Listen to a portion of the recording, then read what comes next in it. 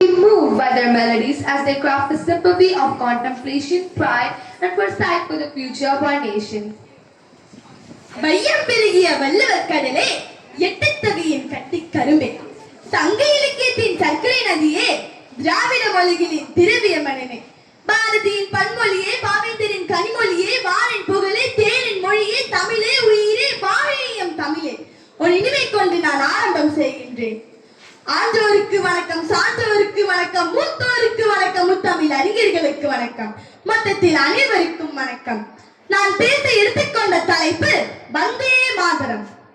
எந்தையும் தாயும் மகிழ்ந்து குழாவி இருந்ததும் இந்நாடே, அதன் முந்தைய 1000 ஆண்டுகள் வாழ்ந்து முடிந்ததும் இந்நாடே, அவன் சிந்தையில் 1000 எண்ணம் வளர்ந்து சிறந்ததும் இந்நாடே, இதை வந்தனை கூறி மனதில் இருத்தி என் வாயிர வாழ்த்தேனோ, இதை வந்தே மாதரம் என வணங்கேனோ என்று பாடுகிறார் பாட்டு தலைவன் பாரதி. வந்தே மாதரம் என்பது 1882ஆம் ஆண்டு வங்காள கவிஞரான பங்கிம் சந்திர சாட்டர்ஜியின் புகழ்பெற்ற கவிதையாகும். இந்த கவிதை அவரது ஆனந்தமடம் என்ற நூலில் இடம்பெற்றுள்ளது. வந்தே மாதரம் என்றால் சமஸ்கிருதத்தில் நான் உன்னை போற்றுகிறேன் அம்மா என்று பொருள்படும். இதோ சில வரிகள். வந்தே மாதரம், வந்தே மாதரம், சுஜலாம் சுஃபலாம் மலயஜ சீதலாம் ஷஷ்ய ஷாமலாம் மாதரம், வந்தே மாதரம், வந்தே மாதரம் என்ற வரிகள் இந்தியாவின் பசுமை நிலங்களையும் மலர் சூரிய புலங்களையும் இயற்கையின் அழகையும் புகழ்ந்து பாடுகின்றன.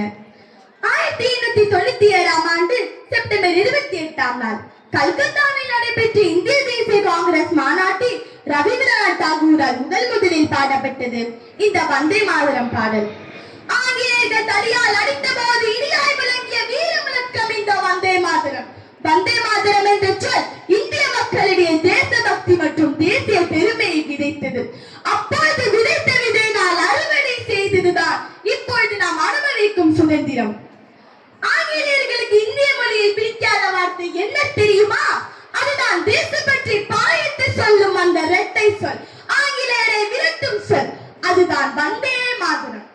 திருப்பூர் குமரன் தன் கையால் தேசிய கொடியை பிடிக்கையிலே ஆங்கிலேயர்கள் தடியால் அடிக்கையிலே, தேகம் மண்ணில் செறிந்தாலும் தேசிய கொடியை சாய்க்காமல், உயிரை விடும் தருவாயிலும் தன் உரிமையை விடாமல் முழங்கிய வார்த்தை தான் இந்த வந்தே மாதரம்.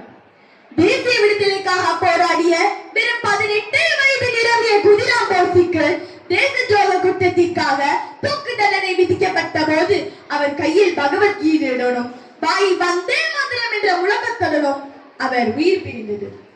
பாவுசியும் சுப்பிரமணிய சிவாவும் வந்தே மாதரம் என்ற வார்த்தையை பட்டி தொட்டு எங்கும் ஒலிக்க செய்தனர். மகாத்மா காந்தியடிகள் தான் எழுதும் ஒவ்வொரு கடிதத்திலும் வந்தே மாதரம் என்ற வார்த்தையை முதல் வரியிலே பிள்ளையார் சொல்லி போல எழுத தொடங்குவாராம். வந்தே மாதரம் என்ற பாடல் இந்தியாவின் தேசிய பாடலாக கருதப்படுகிறது. 1997ஆம் ஆண்டு இந்தியாவின் 50வது சுதந்திர தினத்தை கொண்டாடிய போது வந்தே மாதரம் என்று ஆரம்பிக்கும் பாடலை வைரமுத்து வைரவதிகளால் எழுத AR ரஹ்மான் தன் வசீகர குரலால் பாடினார். தாய் மண்ணை போல் ஒரு பூமி இல்லை, பாரதம் எங்களின் சுவாசமே, தாய் மண்ணே வணக்கம், தாய் மண்ணே வணக்கம், வந்தே மாதரம், வந்தே மாதரம் என்ற வரிகள் இன்றைய இளைஞர்களிடம் நாட்டுப்பட்டை தட்டி எழுப்பியது. BBC உலக ஆய்வு கணக்கெடுப்பு 2003ஆம் ஆண்டு உலக அளவில் தலைசிறந்த 10 பாடலை அடையாளம் காண ஒரு ஆய்வு நடந்தது. ஆய்வின் முடிவில் முதல் 10 பாடலில் 2ஆம் இடத்தை பிடித்தது நம் வந்தே மாதரம் பாடல்.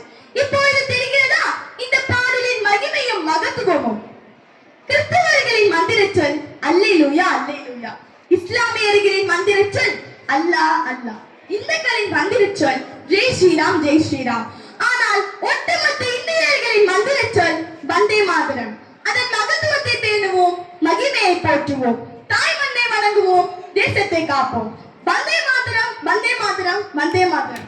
இன்றைய சுதந்திர தினத்தின் நல்வாழ்த்துக்களை கூறி வாய்ப்புக்கு நன்றி கூறி விடைபெறுகிறேன். நன்றி, வணக்கம்.